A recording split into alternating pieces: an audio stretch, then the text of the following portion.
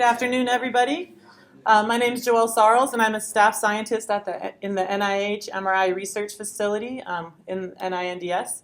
And I'm here to talk to you about motion correction in structural and diffusion MRI. How has it, and how could it help? For this talk, I brought in work that I've been doing over a few years and other resources, and tried to put it together in a coherent manner. So hopefully you can get something out of it. But please, it's a class for your information and for your learning. So feel free to ask questions at any point in the lecture. They do ask that if you ask questions to speak into the microphone. If you've been to the courses this summer, you're already familiar with that. So there's one up front, and I think there's one in the back. So just grab the microphone and ask the question, or just say it and I'll try to repeat it in this microphone. So, okay, let's get started. So the goals here are, why is motion a problem for MR imaging of the brain? And I want to make sure to emphasize that I'm talking about research imaging compared to clinical imaging, which are quite different. And then we also want to go through a little bit, what are the characteristics of motion artifacts in MR acquisitions commonly used in research studies? And specifically, I said I'm going to be speaking about structural imaging and diffusion imaging. And then how does motion impact extracted parameters? What types of motion correction techniques are available? We'll go through a few of them. How have they helped MR imaging, and how could they help MR imaging? Okay, so why is motion a problem? So why motion is a problem in research imaging? It's a unique aspect that is, see, there it goes.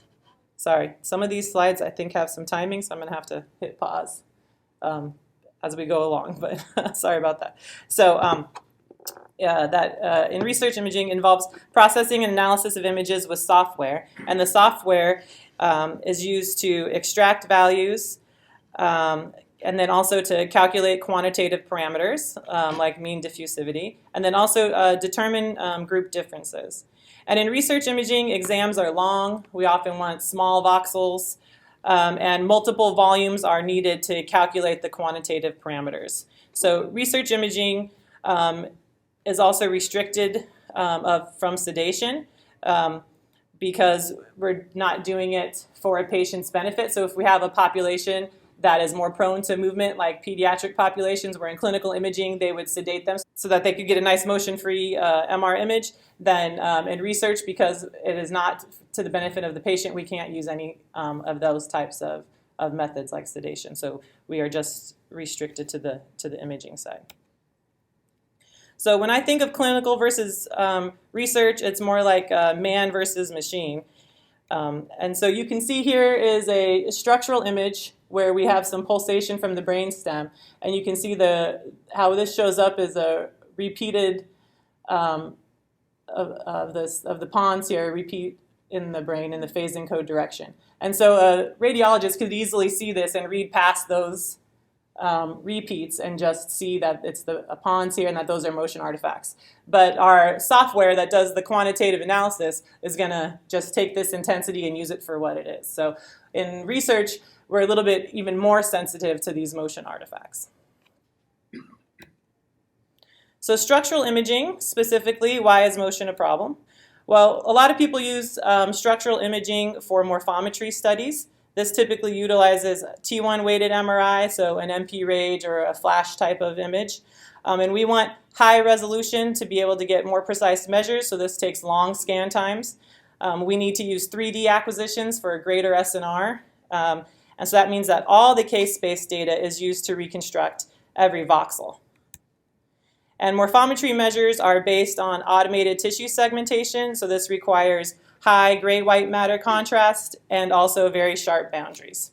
So let's start by looking at some of these structural images. So what does motion look like? So here is a very typical example. If you've been looking at structural images as they pop up at the scanner, you've probably seen this. So here's a control where we ask a subject not to move, and then where we've asked the subject to do some motion during the scan. And you can see that there's this ghosting in the phase encode direction.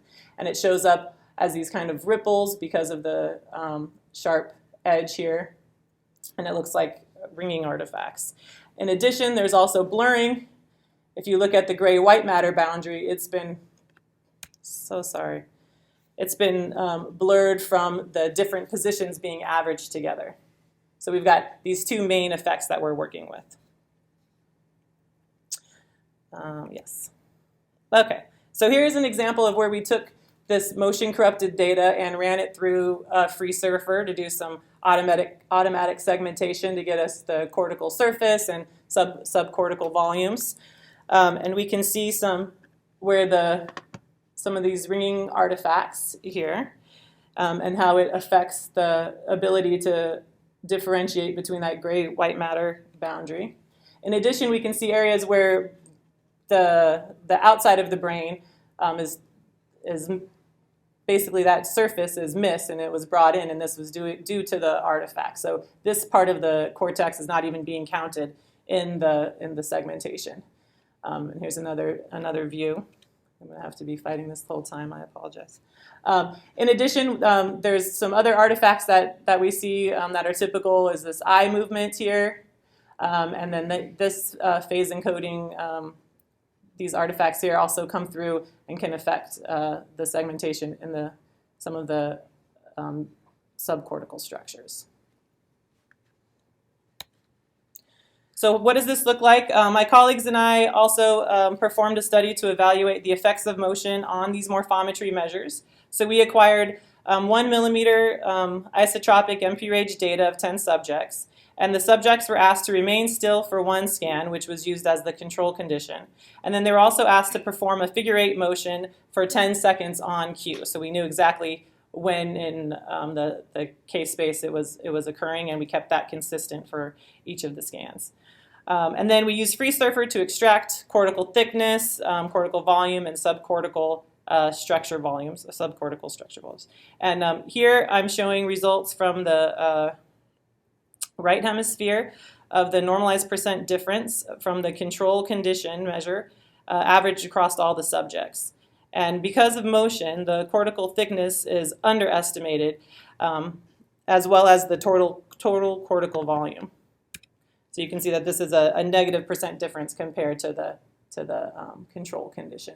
And this was across most brain regions. The occipital lobe, and not only is there some bias, but there's also a huge variability which keeps some of the biases from being measured as a significant difference because the variability is huge. So there's a huge variability in the measure in addition to some actual bias in the same direction. So this was also looked at by other groups. So Reuter et al. Acquired data on subjects that were intentionally moving also, and they looked at morphometry measures extracted with 3 different methods, not just FreeSurfer. So this was FreeSurfer with one method, FreeSurfer with a long-term motion correction method, and SPM to see how if the motion effects were different for these different processing methods. And these plots show that the extracted gray matter volume as a function of displacement. And regardless of the method, they show that the bias of cortical gray matter volume correlates with the amount of motion. So this plot here, the graph, the axes here, is the amount of displacement, and here's the actual volume. So you can see the direct correlation with that displacement.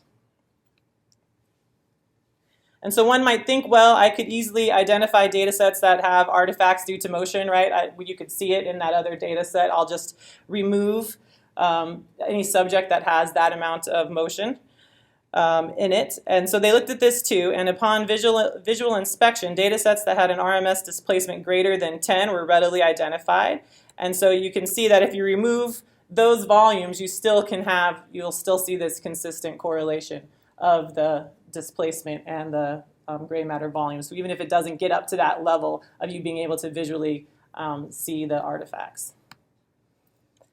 And then they also took gray matter volume estimates, and they were still correlated with the motion, as I said, and that these were consistent pretty much. They were found all over the brain, not just into one particular region. So some people might think that the front of the brain might have more of an effect because you're rotating as the back of the head as a pivot, but they are seen all over the brain. And we also saw that we also analyzed how about some of the subcortical structures instead of just cortical ones. And so here we have a graph of also of this percent difference of the no move case with the move case, and for different cortical structures. And here there wasn't as much of a consistent bias in a reduction. We often saw in subjects that subcortical structure was greater than increased instead of just decreased. So the variance was much bigger in these measures. So what are some options that we have for motion correction for 3D structural imaging? Well, the first thing you might think of is, why don't we just keep the head from moving, right? So this has been tried. The original technique for that was using a bite bar, and then more recently is a head case. So bite bars came about a long time ago. Here's a paper from 1997 where they tried the bite bars, and it looks something like this. So here's the old school MR coil. And there's this rigid rig here, and there's a mouthpiece that they make per subject. And the subject's head is put in there, and they're asked to bite on it. And that will hold if you're holding the skull still, then you're holding the subject still. So there was, although the bite bar was somewhat effective for reducing motion, it's not well tolerated by subjects, you could imagine. And it's my understanding that some subjects even move more because they're uncomfortable and because it does seem to produce excessive saliva. And you can find in the literature other attempts to physically restrict movement, like people putting in bags of little beads and vacuum sucking them in to try to keep the head moving, or even people using expandable foam in the coil. So they put someone's head in there, they put expandable foam and try to lock them in like that. So there's quite a few out there, but I think the most modern version of such a thing is being produced by this company here, Case Forge. And they actually, you can get an iPhone that you can scan someone's head and you send that 3D model to them, and they use a lathe to carve out the shape that's specific for your coil and that subject. And it's this, again, a case that you put them in. They say it's quite comfortable. There's a few groups here that have actually been pilot testing this. I looked through the literature to try to find a manuscript where they did some quantitative analysis for studies with and without using this head case, but I couldn't find any. I'm sure they're out there someplace, so I apologize for that. But I took this graph from their website that shows motion plots with and without the case, and you can see it seems to do a pretty good job. And that there is still some residual motion in this direction, which is always the most problem, I'd say. Is that polystyrene? I am not 100% sure what the foam is. Do you know? Yeah, I'm not sure. It's probably listed on their website. But they first started by doing 3D printing of these things, and then they went the opposite way. Now they take the foam and they carve it out, yeah, with a mill. So I have one for my head on order, but I can't speak to it yet. Then the next option for 3D imaging is to go with prospective motion correction. And so the idea here is that there have been several methods published to accomplish PMC, I'm going to call it, instead of, but it's prospective motion correction, where some use little coils and other types of methods to say where is the head. I'm only going to talk about two that I've done some work on, which is MRI navigators and optical tracking. So to orient you briefly, prospective motion correction, when we are doing structural data is acquired, we collect data over this prescribed field of view, right? We set it up. And if the subject moves during the acquisition, then the head may be in a different location during the next readout. So someone moves, and maybe their head's in a different spot. Then the idea for prospective motion correction is that we then rotate the field of view of our acquisition to match that new position, so that even though the head's in a different spot, the field of view of our acquisition is consistent with the head as it moves. So it stays relative to the field of view consistently throughout the whole scan. And the navigator-based approach, I've got a graph here to try to help explain. So this is an MP-RAGE sequence. So we have our inversion pulse, and then the inversion time, and then the SPGR readout. So for the navigator-based one, at the end during our quiet time of the TR, they do 5 navigators. Each one contains 3 orthogonal planes, images that are orthogonal, and then they register those to the initial position of the head at the very beginning of the scan. So they do that navigator then, and then in between every TR, basically, they do the set of navigators and calculate what is the new position of the head, and then they update before the next acquisition. So there's an update once every TR. In addition to this field of view updating, then they also say in between each TR, okay, if from the TR 5 and TR 6, if I calculated that there was a new position needed that met some threshold, then I'm going to tag the case-based data that was in TR 6 for reacquisition, because I know motion occurred during that time, so I'm going to go ahead and reacquire that data.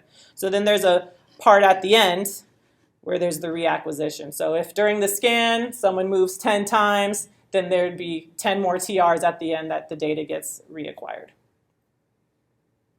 Does that make sense? Okay. So there's multiple pieces of it. There's a question. Oh, yes. Around how much time does that augment the total scan time?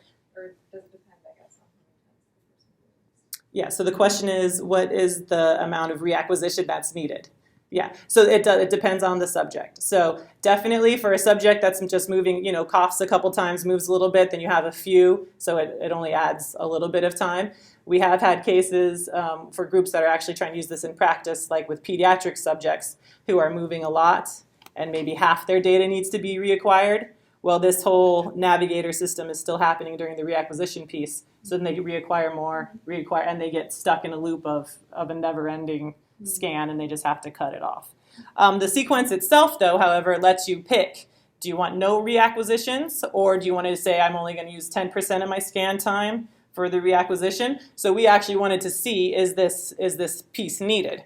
So that's a very good lead-up question. So what we did for this study here, we continued our study from before of intentionally moving subjects and acquired data on another 10 subjects without movement and intentional movement, with no prospective motion turned on, just the field of view update part, so not the reacquisition, just the reacquisition part without the updating, saying, okay, we could just tag scans and reacquire them if it's just that piece, and then the full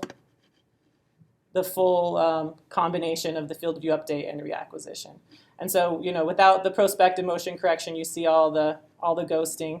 With the field of view update only, it's kind of hard to appreciate, but when we looked at it, it did seem like the gray and white matter boundary was still fairly sharp, so less blurring, but there's plenty of ghosting motion artifact across the top. Where with the reacquisition only, it seemed to be blurring and maybe less of the ghosting, but we didn't get any quantitative numbers for that. But when you combine them, you can see you get a very nice, clean image.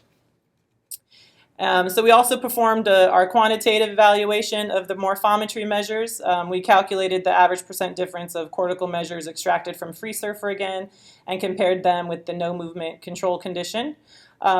When the full navigator-based PMC technique was used, there was no significant difference for these extracted values with that of the control condition, where with either piece alone there were still some significant differences. And you can also see that the variation is reduced quite a bit. So we were very happy with this result. So this was for cortical thickness. And then here's for cortical volume. It was similar results. And also for the subcortical structures, although still some variation in a few of them. But we were, like I said, we were quite happy. But this did also tell us that if you can't perform that reacquisition piece, if your subject's moving too much or whatever, then we do expect to still have some effects from that motion in the data. And then the same group, Tisdall and Reuter and all, also looked at doing prospective motion correction, a similar type of navigator-based, and looked at the correlation of the motion with the motion and the cortical volume. And the red lines here are the ones that have the prospective motion correction turned on. So you can see they're much less correlated depending on the technique you used for analysis. And if you cut off those ones that still have visual QC, it's quite low. But there's still a little bit there you can see from their analysis. So that was for if you're trying to not add anything to the subject, not restrict them, just use the scanner to do the prospective motion correction. Those were the kinds of results you can get. So then we've moved on to another system, which is an optically based prospective motion correction system. This uses a camera that's mounted in the bore. So if you scan in 3TD, you've probably seen this, and maybe, hopefully it wasn't in your way. But here's the camera system. There's a light in there and a half-silvered mirror, and the camera shoots straight down. And then there are these diffraction. The one that we have that we use now has this diffraction grid as the marker. That's very sensitive. It's like it can pick up angstroms of motion. And you have to get this marker on the subject and have it visible to the camera, which is the tricky part. So we've been using the 32-channel coil, which basically kind of looks like a superhero's mask, and the face part is open. And with that, we've come up with this custom mouthpiece. So these are just boil and bite sports mouth guards for those of you who have ever played football or basketball. So you just boil them and bite down. It takes 5 minutes to make them, and then we develop this stand to put the marker on. So this just sits in the subject's mouth. They don't have to bite down on it because it is a custom fit. So we have not had complaints of people saying they're uncomfortable. I've worn them a lot in my life playing basketball, but it might not be suited for all subjects. But it does stay rigidly attached quite well to the upper palate. So the position of this marker is picked up. Where did it go? Here we go.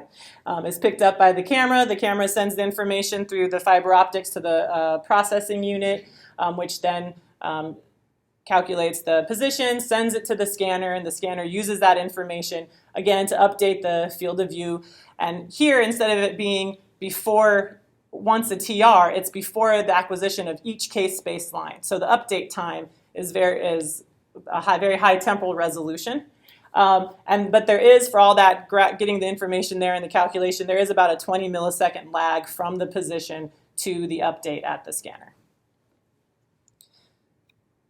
So we've performed the same kind of a study with this optically based PMC system to determine its ability to reduce motion effects in morphometry measures.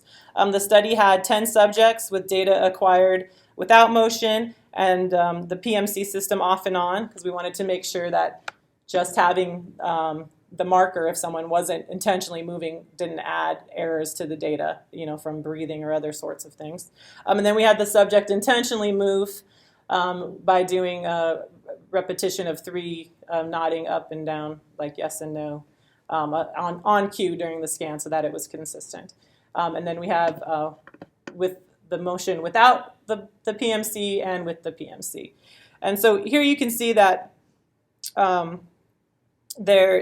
motion artifacts are significantly reduced, but not as well, I think, as in the navigator-based one. And my feeling is that this is because there is no reacquisition piece. So if you happen to be moving during the acquisition of that case space line, that is going to be corrupted data, and it's still getting used in the reconstruction. So, but we need further analysis on that. That's just my speculation right now. But for these fast movements, large movements, there can sometimes still be error. Not all 10 subjects, but a few of them still had that, so I put it up here. So we also looked at the effect on morphometry measures and found that PMC reduced the bias from motion and provided cortical thickness measures within 8% of our control condition. However, there were still measures that had calculated significant difference compared to the control. So this is that same percent difference for cortical thickness. So the movement without PMC and then with PMC, and then this is the one where we don't expect to see any difference, is no movement but the PMC system turned on. And similar results for cortical volume.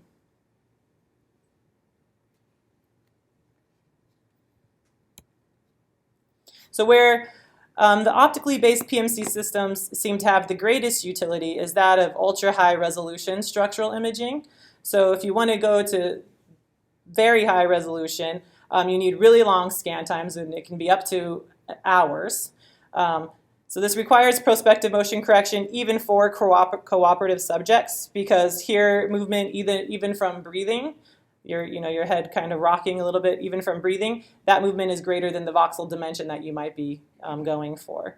But I think that it's useful here because if you have a cooperative subject, so and the movements like from breathing and whatnot are slow, or like drift, if someone's head's in there and then they just relax, or they just relax, one way or the other, that movement's slow and it works very well for that.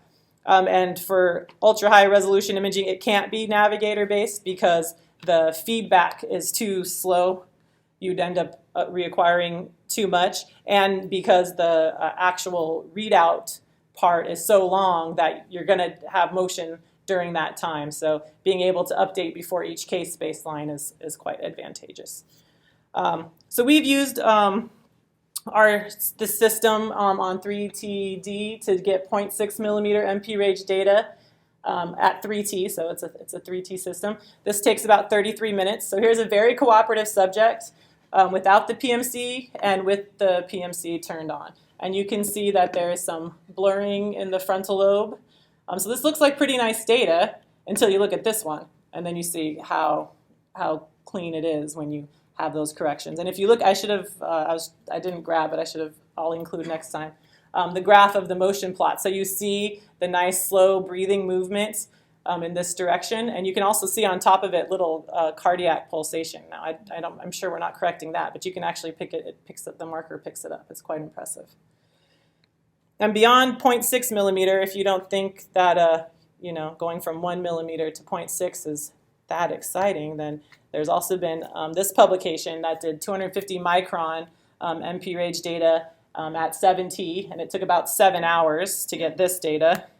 But the images are just beautiful. So here's 1 millimeter, 500 micron, and 250 micron. And you can see all of the various features that are obscured by the resolution that then start to pop out.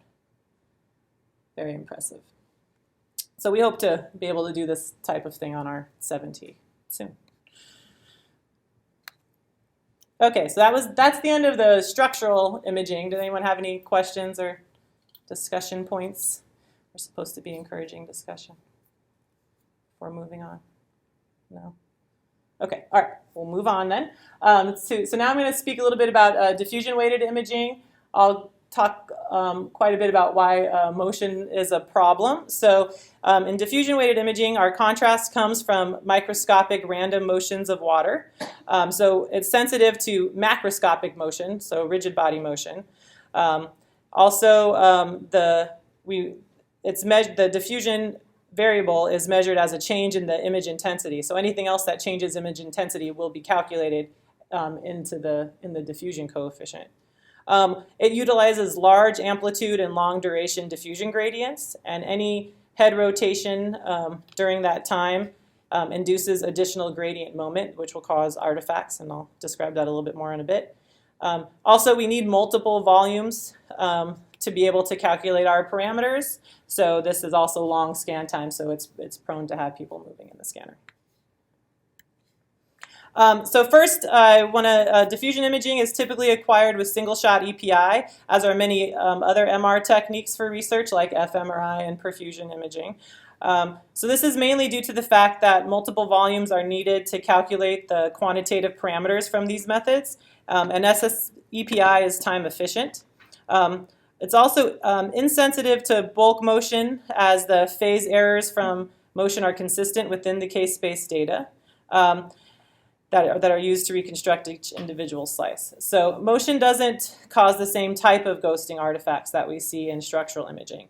And this is evident here, and this is that same T2 weighted image I had showed you before that has the repeat of the pawns here. But in single shot EPI, then we don't see that same kind of artifact. But looking at these two, you might get some clues of what are the downsides of the single-shot EPI acquisition. So the pros are time efficient and insensitive to those kind of bulk motions. The downsides are that it's inherently low in resolution because you have to acquire all the data needed for one slice after just the one excitation. In addition, there are distortions due to field inhomogeneities. So to give you a better feel for that, here is a T2-weighted FSC image that does not have those types of distortions. And you can see the outline of the brain in red here. So here's a single-shot EPI image. That same outline is put over here. So you can see that due to the field inhomogeneities, the brain has been squished. Depending on the scanner, it might look a little bit stretched. And in addition to that, you get this signal pile up and drop out. That's also typical for single-shot EPI. These things can be corrected in post-processing. So here's where you can take this EPI image and do some registration and try to get it to match this shape. And we can do pretty good, but wanted to note that diffusion weighted imaging requires a lot of post-processing. That's a talk for another time. But one thing that's in common for single-shot EPI data is that it's typically acquired with an interleaved slice acquisition to minimize the effects of imperfect slice profiles. So in single-shot EPI, both interleaves are acquired within a single TR. So in the first pass, we'll do the odd slices, and then in the next pass, we'll do the even slices. So this is fine if there's no motion, but for example, if there is motion between the first and second pass, then the issue is not, then the tissue will not be registered to each other. And in addition, so you'll get these two slices. So one, you're getting slices that don't match as far as the whole volume goes. And two, there are slices, for example, this one here, that contains, when you came through for the second pass, that tissue there has already been excited and will thus have a lower signal than its neighboring voxels here. Okay. Yes. And so then there's a signal loss that's due to this from the tissue being excited again, and not from what you want to be calculating being diffusion. So just before I move on to to remind you, I'm sure you've all listened to our introductory lectures from previous years, which is why we weren't giving them this year. So in diffusion imaging, we need multiple volumes of data. We have one that does not have diffusion weighting, and then for diffusion tensor imaging, at least 6 that has weighting in different directions. So the intensity per each piece of tissue, depending on the diffusion, has a different intensity based on these directions that are applied. And then we can take that information and calculate all of our fun parameters like mean diffusion, fractional anisotropy. We can do our directionally encoded color maps that are which way are the diffusion ellipses pointing, and a lot of other fun parameters. Okay, so what does motion look like? Diffusion-weighted single-shot EPI has the issue of the intra-volume slice misregistration due to motion. That's common to all single-shot EPI acquisitions. However, diffusion-weighted single-shot EPI has the added effect that if you have an in-plane rotation of the head during the diffusion gradients, it will induce an additional gradient moment, which causes a shift in case space. And if the shift is large enough to push the signal outside the acquisition window, then it causes a sudden and dramatic signal loss, which is seen here. And if it's big enough, you'll just get an entire slice of noise. So this is what's common in fMRI, but in diffusion, we also have this to deal with. So here, what does motion look like? Here I have a movie that loops through the sagittal view of axial slices from a volume in DTI of a pediatric patient. So you can see all the various effects there. You can see those inner slice effects as well as the signal dropout from those black slices that just pop up. So retrospective motion correction is ubiquitous in processing single-shot EPI data. This typically includes both volume registration, so if somebody's head moves in between each of those volumes, then you can register them together. And it also include volume elimination. If you've got those slices of dropout, then you don't want to have that your calculation, right? So it's a necessary part of any diffusion MRI processing pipeline. So here I've got a couple of videos to demonstrate that. So not only are we going to try to correct for those distortions that I showed before, but then we're also going to do rigid body registration to line them up. So here's one before correction.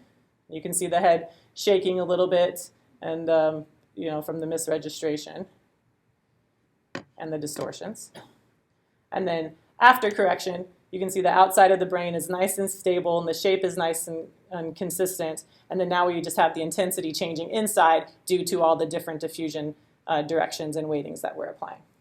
And this does make a difference in your calculated parameters. Just to show you here, here's fractional anisotropy maps from the data before correction and after correction. And basically the way these errors will show up is that where you should have high anisotropy, it will get pushed down. In areas where you have low anisotropy, it will get bumped up. So when we correct for that, we have our nice clean maps. So even after those kinds of corrections, there's been quite a few studies on the impact of motion on diffusion results. Here's just one that I pulled up by Yendicki et al. That in this they had a study of children and adolescents, and they looked at the difference due to motion and anisotropy measures within various white matter tracts. And in one part of their study, they grouped typically developing children into those that had low motion scans and high motion scans. And then they looked at the group difference if both groups had low motion, which is the top here, or if one was low and one was high, which is shown in the bottom plot. And so one can see from this figure here that there is a difference in